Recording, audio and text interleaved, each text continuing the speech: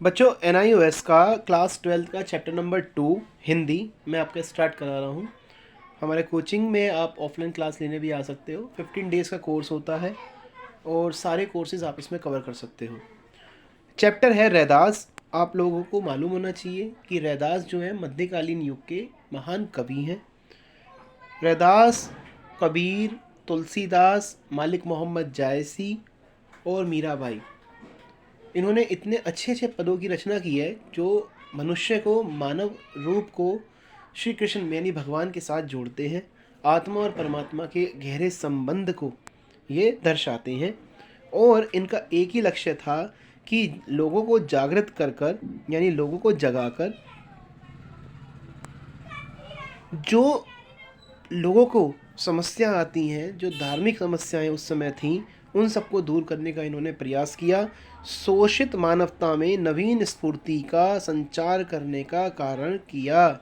यानी कि शोषित मानवता मतलब उस समय मनुष्य, हमारे धर्म की इतनी हानि हो रही थी कि हमारे देश पर आप जानते हैं उस समय मुग़लों का राज था और उस समय धर्म की क्षति हो रही थी, उस मानवता को तार तार किया जा रहा था।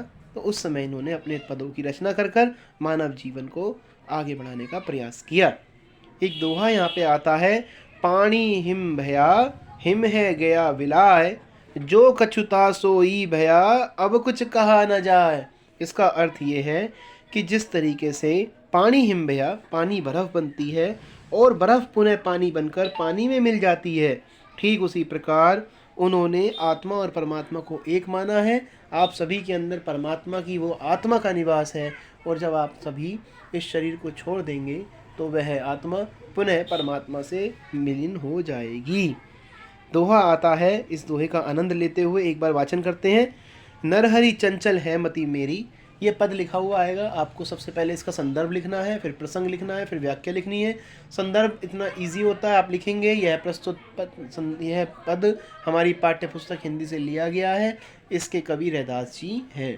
प्रसंग में आप लिखेंगे इसके बारे में छोटा सा ओवरव्यू कि रैदास कहना चाहते हैं कि हे प्रभु, मेरी बुद्धि बहुत चंचल है, मैं आपकी भक्ति कैसे करूं, मुझे आपकी भक्ति नहीं आती।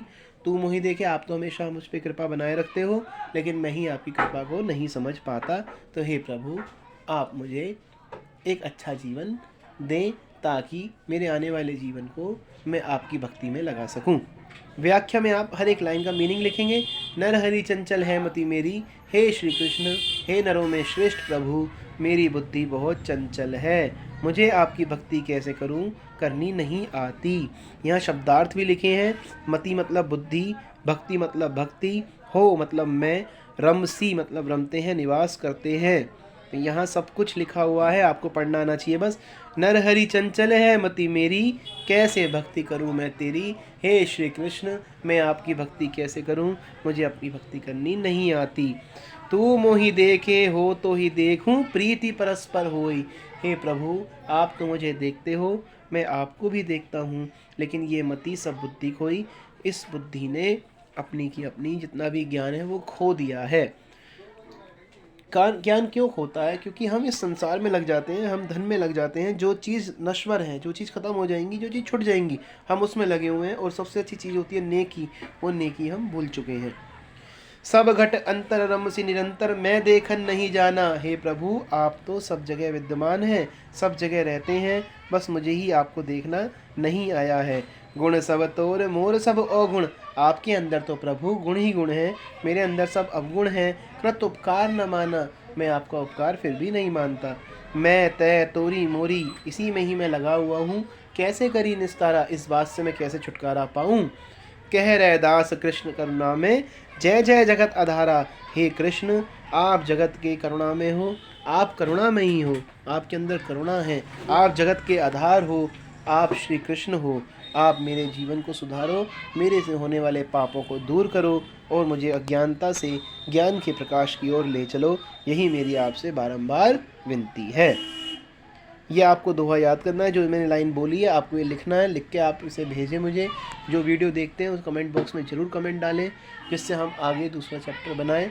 कमेंट बॉक्स में जो बच्चे हमारे ट्यूशन पढ़ने आते हैं वो ज़रूर कमेंट में डालें, जिससे हमें आइडिया लग सके कि भाई आप किस तरीके से कार्य कर रहे हैं।